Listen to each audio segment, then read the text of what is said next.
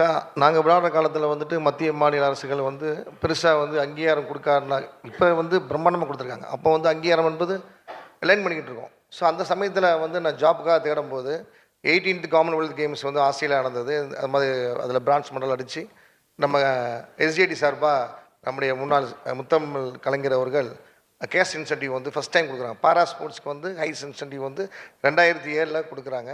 அப்போ போய் நான் அவர்கிட்ட கேஷ் அவார்டு வாங்கும்போது ரொம்ப பெருமையாக இருந்தது. அப்போ வந்து எம்எஸ்ஆர் தலைமையில் இப்போ இருக்கிற எம்எஸ்ஆர் தலைமையில் ஒரு மீட்டிங் அதுக்கு முன்னாடி நடந்தது. ஒவ்வொருத்தரும் ஒரு ஜாப் கேட்குறாங்க, அந்த ஜாப்பில் இருக்கேன் அந்த ஜாப்பில் இருக்கேன் அப்படின்னு ஒவ்வொருத்தர் சொல்லிக்கிட்டே இருந்தாங்க. அப்போ என்னையை கேட்கும்போது நான் ஜாப் இல்லை. அப்போ சொன்னாங்க, கண்டிப்பாக நீ சிஎம்கிட்ட கேளுங்க, ஏதோ ஒன்று பண்ணுவார் அப்படின்னு சொன்னாங்க. அந்த நம்பிக்கையில் போய் சிஎம்கிட்ட கேட்டேன். அப்போ வந்து அகிலியா மிஸ்ரா சார் தான் என் மெம்பர் செக்ரட்டரியாக இருந்தாங்க. ஸோ அவர்கிட்ட கேட்கும்போது என்ன வேணும் தம்பி சார், எனக்கு ஏதாச்சும் ஜாப் பண்ணி கொடுங்க சார் அப்படின்னு சொன்னோன்னே உடனே அகிலியா மிஸ்ரா சார் வந்து சார் இல்லை சார் ஒரு பாரா ஸ்போர்ட்ஸ் வந்து இருக்கார், அவருக்கு கோச் போஸ்ட்டே கொடுத்துடலாம் அப்படி 2007 இந்தியாவிலே முதல் முறையாக மாற்றுத்திறனாளிக்கு கோச் போஸ்ட் வழங்கினது தமிழ்நாடு அரசு மட்டும்தான். அதன் பேசிக்கில் தான் நான் வந்து 5000 சம்பளத்தில் 10,000 சம்பளத்தில் 12,000 சம்பளத்தில் 22,000 சம்பளத்தில் இன்றைக்கி வந்து ரெகுலர் கோச்சாக இன்றைக்கி வந்து அப்பாயின்மெண்ட் ஆகிருக்கேன். அது இந்தியாவிலே ஃபஸ்ட்டு கோச் வந்து ரெகுலர் கோச் நான் தான் என்பதை இந்த தமிழ்நாடு அரசு எனக்கு கொடுத்துருக்கு. இப்போ பெருமையாக அந்த இடத்துல பகிர்ந்துக்கிறேன் சார். அதன் அடிப்படையில் தான் இன்றைக்கி எனக்கு என்ன ஒரு என்ன தோணும் சார், ஏன் கோச்சாக வந்தேன்றது சார் சொன்னீங்களா சார். ஆக்சுவலாக நான் பண்ணாத சாதனைகளை வந்து என்னோடய மாணவர்கள் பண்ண வைக்கணும்.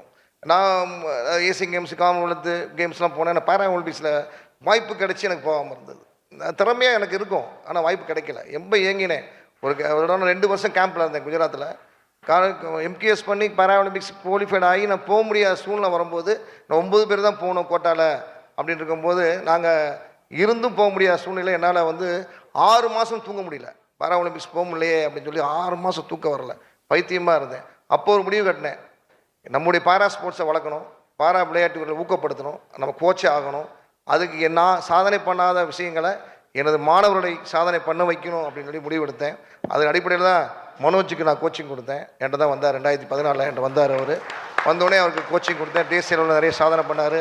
ஏசியன் கேம்ஸில் மெடல் அடித்தார், டார்க் வேர்ல்டு கேம்ஸில் மெடல் அடித்தார்.